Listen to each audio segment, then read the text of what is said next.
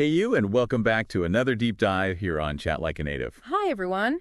Good to be diving in again. So have you ever caught yourself saying sorry? Maybe a bit too much in English. Oh, definitely. It's such a common thing.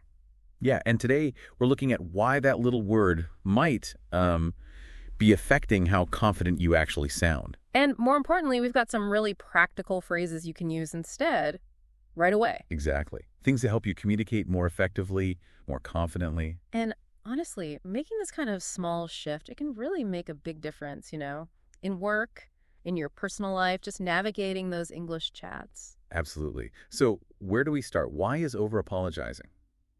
Well, why is it potentially a problem? Well, it's interesting. A lot of what we've seen suggests it can signal insecurity, low self-esteem maybe. Right. If you're always starting with sorry, it kind of feels like you're not sure of yourself. Exactly. You preface a simple question or a comment with an apology, and it just sort of diminishes it. And it creates a weird dynamic too, doesn't it? Like you're immediately putting yourself in the wrong. Precisely. Even for really minor things, you become the offender automatically.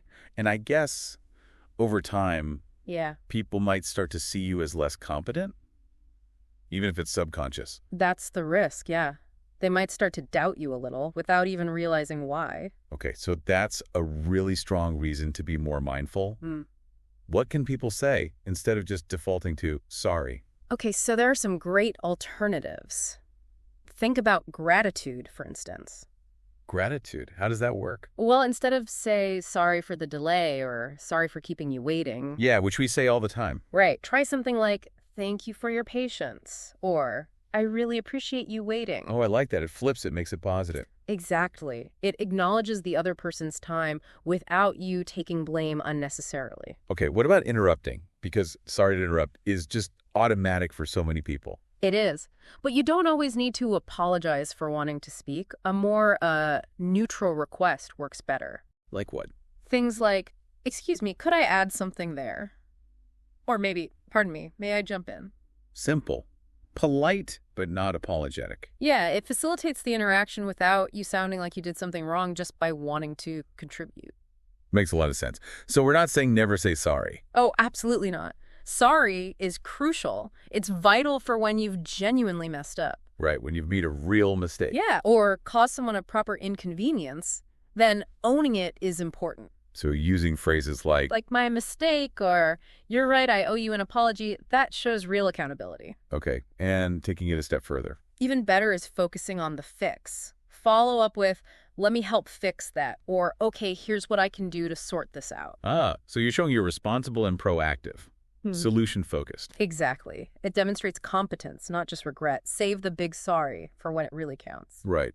Okay, what about those really small things? Like, you lightly bump someone's arm on the train. Is that a full sorry moment? Probably not needed, usually.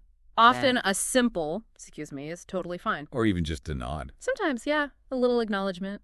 It's all about context, isn't it? Not every tiny bump requires a formal apology. We should also probably mention that apology customs can differ across cultures, but that's maybe a whole other deep dive. Good point. So for our listeners wanting to break this habit, how can they practice? Well, one thing is trying out some, let's call them confidence drills. Okay. Like role play scenarios, maybe practice giving feedback or asking for clarification. And the goal is?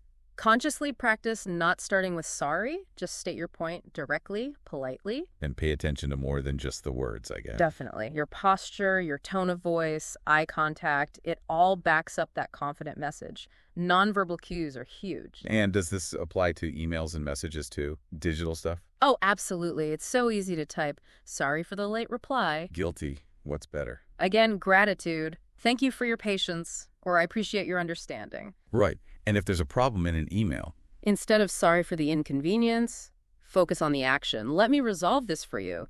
Sounds much more capable. What about showing empathy?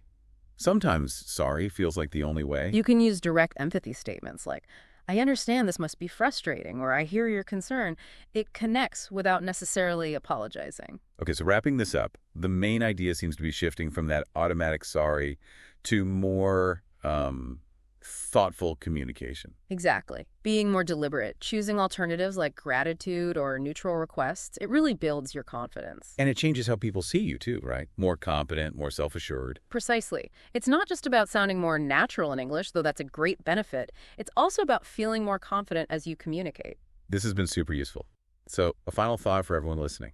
Maybe this week just notice when you say sorry, ask yourself if it was truly necessary. Yeah, and think, what could I have said instead? What phrase would have felt stronger, more confident? That's the challenge. Give it a try.